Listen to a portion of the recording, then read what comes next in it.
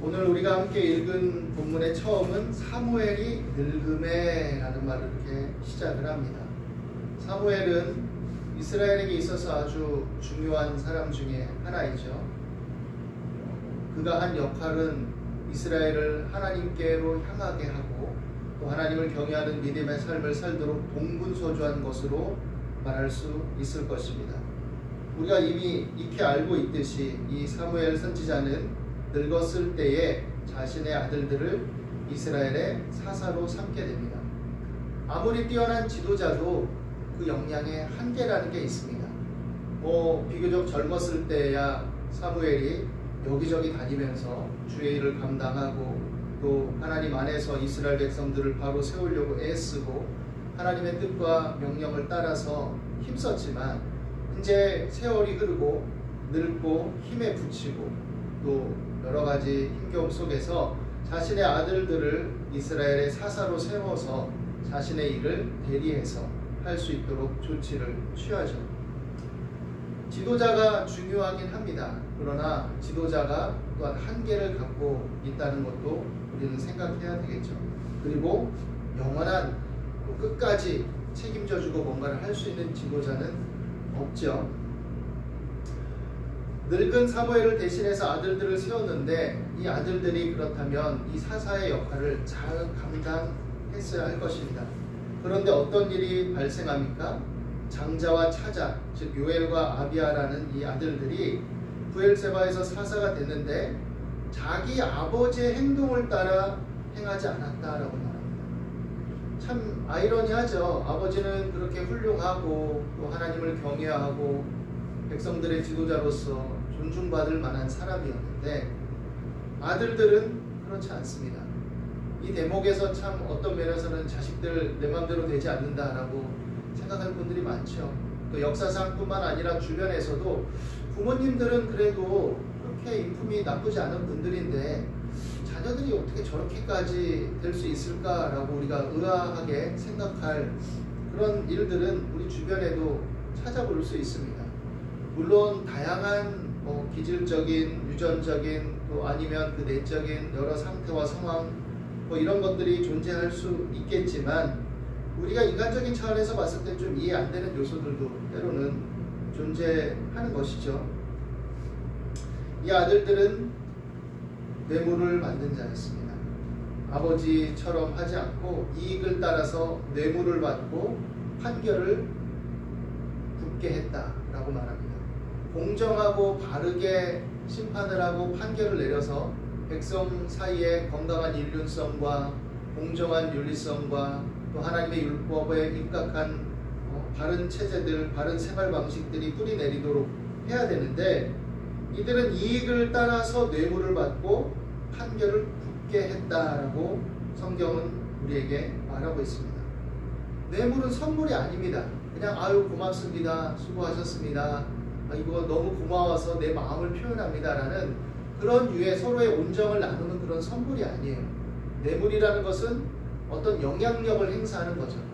인간의 탐욕이 만나서 서로의 탐욕을 만족시키면서 그것을 통해서 공정성과 공평함을 해치고 악하고 나쁜 선택을 하게 되는 것이죠.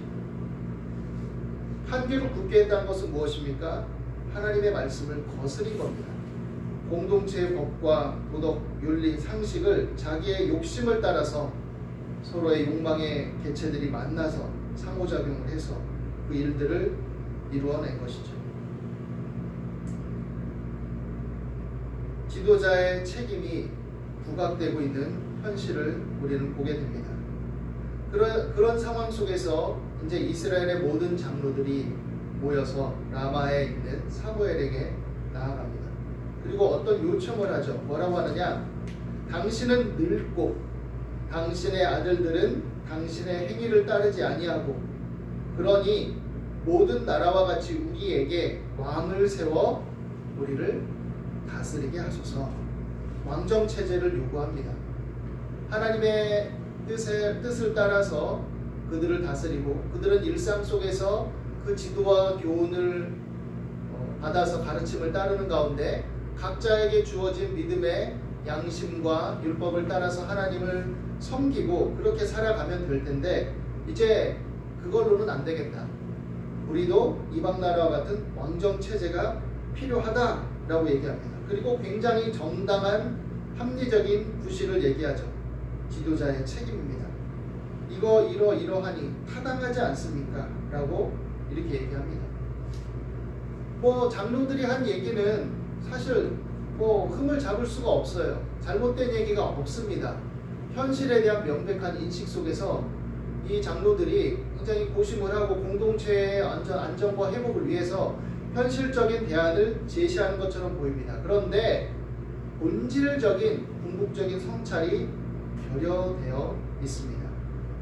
지도자의 책임도 있지만 사실은 따르는 자들, 백성들, 군중들, 공동체의 책임 또한 면할 수가 없죠. 왜냐하면 뇌물을 준다는 행위는 이미 그런 식의 삶의 방식을 따라서 추구하고 있었다는 얘기입니다. 사무엘이 아무리 하나님의 뜻을 따라 동분서주하고 또 회개하게 하고 하나님 안에서 믿음을 다시금 일으키고 그렇게 해왔지만 그들이 사무엘의 영향력 속에서 그것들이 어느 정도 균형을 잡고 어느 정도 그래도 하나님께로 향하는 움직임들은 만들어지고 있었긴 했지만 그러나 사무엘이 늙고 또 그 활동들이 조금 저조해지기 시작하자 그들이 안에 품고 있던 도살이던 그릇된 삶의 방식, 세속적인 삶의 방식, 그 안에 도살이고 있던 탐욕, 하나님 안에서 그것들을 사무엘의 가르침과 그 은혜 속에서 해결하고 돌아보고 성찰하고 회개하고 참되게 변화를 꾀했던 것이 아니라 일시적인 소강 상태에 있었던 것 마냥 다시금 꿈틀꿈틀 솟아나게 된 거죠. 그래서 사무엘의 아들들은 사무엘 같지 않으니까 그 틈을 타고 가서 재판의 판결을 굳게 하기 위해서 뇌물을 쓰고 공동체의 윤리성과 도덕성과 하나님의 율법의 의미와 정신들을 다 희석시키고 무너뜨리고 침탈하고 있는 것이죠.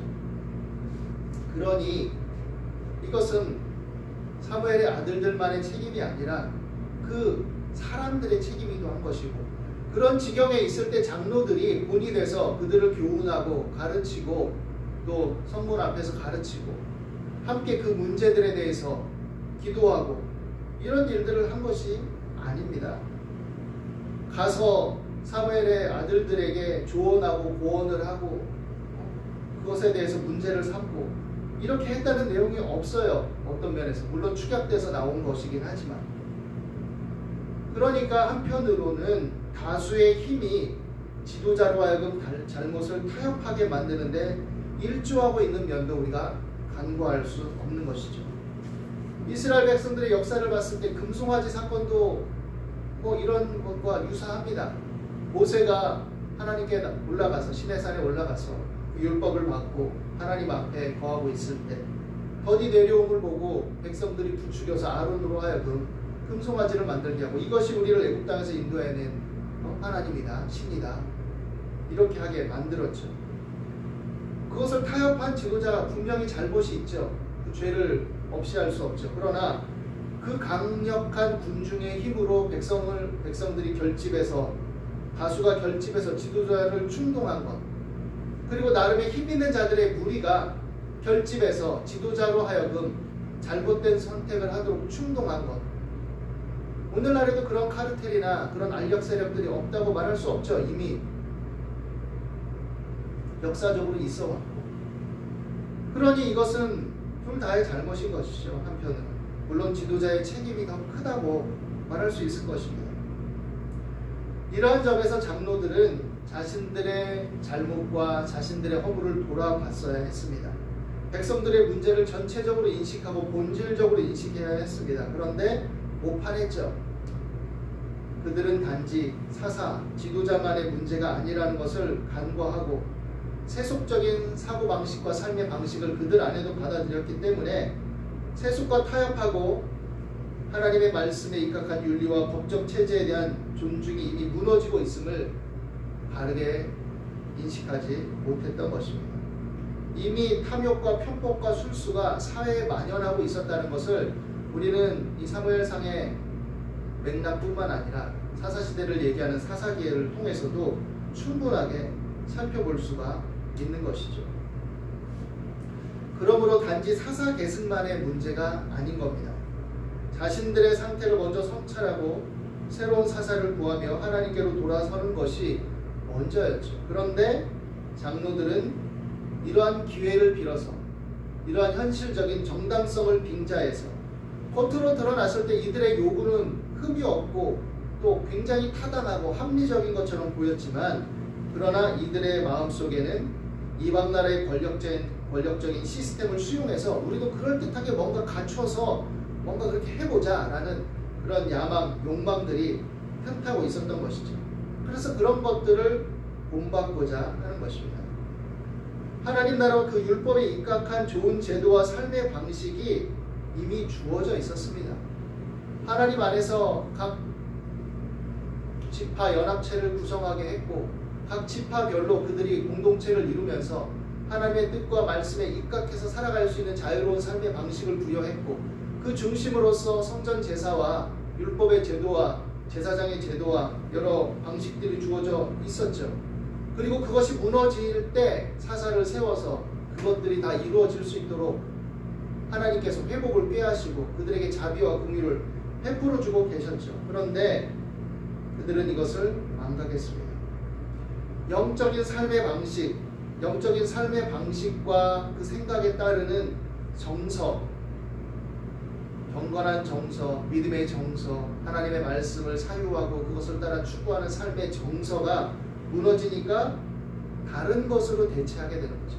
다른 감정, 다른 정서, 다른 만족, 다른 욕망들을 합리화시켜서 구성해서 그들이 영적인 힘이 아닌 다른 세속적 힘과 세속적 체계와 세속적 질서와 세속적 지식 체계들을 수용해서 그것을 더 중심에 두려고 했던 것이죠. 우리가 이 땅의 현실에 발붙이고 살기 때문에 세상의 어떤 다른 도구와 지식과 어떤 문화적 양상들을 무조건 도외시할 필요는 없습니다. 그 속에서 좋은 것들을 우리가 선용하고 또 가져올 수 있고 우리 것으로 만들어 나갈 수가 있는 것이죠. 그런데 문제는 본질적으로 내 안에 중심성이 무너지면 그것도 서서히 잠식돼서 무너지는 줄 모르고 망각 속에 들어가기 시작하면 이러한 일들을 초래하고 만들어 나갈 수가 있는 것이죠. 우리가 믿음의 자녀들이고 하나님의 나라의 백성들로서 생활한다고 했을 때 우리는 삶의 방식이 과연 주의 말씀과 기도 속에 하나님의 성령의 충만한 은혜를 따라 살아가고 있느냐를 살펴보아야 될 것입니다.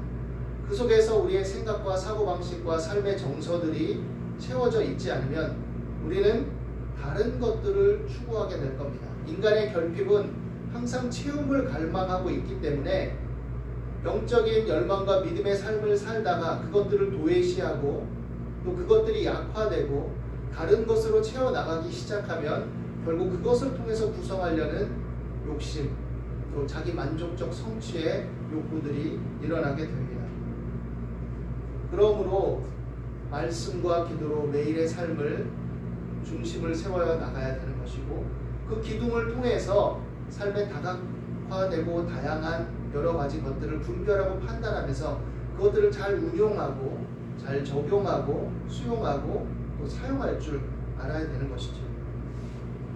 그런데 이 중심성이 무너지면 하나님과의 교제와 하나님의 말씀과 기도의 어떤 근본이 무너지면 우리는 신앙적 표피는 갖추고 있고 신앙적 모양은 가지고 있을지 모르지만 그 내면의 정서는 내면의 욕망의 기제들은 이미 세속적 방향으로 흘러가고 있을 수 있다라는 것을 생각해야 됩니다. 그래서 로마서에서 바울이 뭐라고 얘기합니까? 그러므로 영을 쫓아 행하는 자들, 또 성령을 따라 행하는 자들, 그런 자들이 하나님의 뜻을 이루고 그런 자들의 삶이 하나님 안에서 합력하여 선을 이루게 된다라고 말씀하고 있는 것입니다. 너희는 영을 쫓아 행하라 이렇게 말하고 있는 것이죠. 이것은 하나님의 말씀과 성령의 은혜를 추구하며 기도하고 그 말씀의 사고방식 속에 또 기도하는 가운데 참된 성찰과 본질적인 성찰을 추구하는 가운데 하나님의 말씀을 주야로 묵상하고 그에 합당한 삶을 살아가라라는 것이죠. 요즘 사회적으로 또 정치적으로 시끄럽습니다. 우리가 이러한 상황 속에 지도자의 잘못, 백성의 잘못, 이것들에 대해서 한번 되짚어 봐야 됩니다. 이 땅에 만연한 구조적인 병폐가 어디서 비롯됐는가? 그것들을 바라보는 하나님의 백성으로 그리스도인으로서 나는 어떤 자세와 태도를 가지고 살아가고 있는가? 그저 외부에 적을 만들어서 그것들만 비난하고 투정하고만 있는 것은 아닌가? 사회적 잘잘못, 법리적 잘잘못, 정치적 잘잘못에 대해서는 우리가 분명히 민주사회의 일원으로서 살아가고 있기 때문에 일반적인 정서와 생각과 판단 속에서 그것들을 분별할 줄 알아야 되겠죠. 그리고 그것에 대해서 타당한 목소리를 낼 줄도 알아야 되겠죠. 그러나 이와 더불어서 우리는 그럼 그리스도인으로서 어떠한 삶의 중심성을 가지고 살아가고 있느냐, 내 정서는 어떠냐, 내 생각은 어떠냐, 내 삶의 방식은 어떠냐라는 것을 판단해 봐야 될 것입니다. 오늘 이 말씀이 우리에게 주는 교훈은 그런 면에 있어서 다시금 우리를 바라보고 우리의 공동체를 바라보게 합니다. 오늘 하나님의 말씀 안에 서서 이 연말에 자신들의 삶을 되짚어보고 우리의 삶의 방식을 돌아보고 또 교회와 교회의 됨으로써 살아가는 우리 하나님의 자녀들이 정말로 어떻게 살아가야 될 것인지에 대해서 생각할 수 있는 시간들이 되기를 바랍니다. 기도하겠습니다. 하나님, 오늘도 우리 가운데 함께 하심을 감사합니다. 하나님, 어수선하고 번잡한 또 혼란스러운 이 현실 속에 악한 자들의 도모를 피하여 주시고 악인의 궤계는 허사가 되게 도와주옵소서.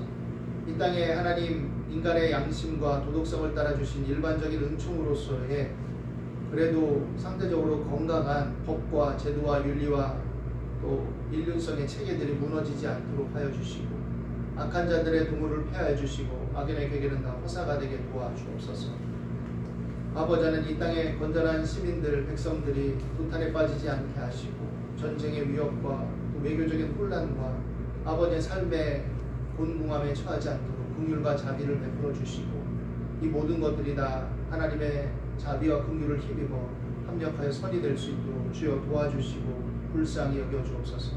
또한 우리 삶을 돌아봅니다. 아버지 하나님, 이 삶의 만연한 세속적 삶의 방식 속에 우리가 어떻게 살아가야 될 것인지를 다시금 되짚어보게 하시고 이 구조적인 병폐와 악습 속에 우리가 어떤 믿음의 삶을 추구해야 될지 알게 하여 주시옵시고 그 속에서 하나님의 자녀답게 사랑과 선행을 격려하며 또한 건전한 삶의 방식을 통해 그리스도의 향기를 나타낼 수 있도록 인도하여 주옵소서. 오늘도 우리 가운데 함께 하심을 감사하며 예수 그리스도 이름으로 기도드립니다.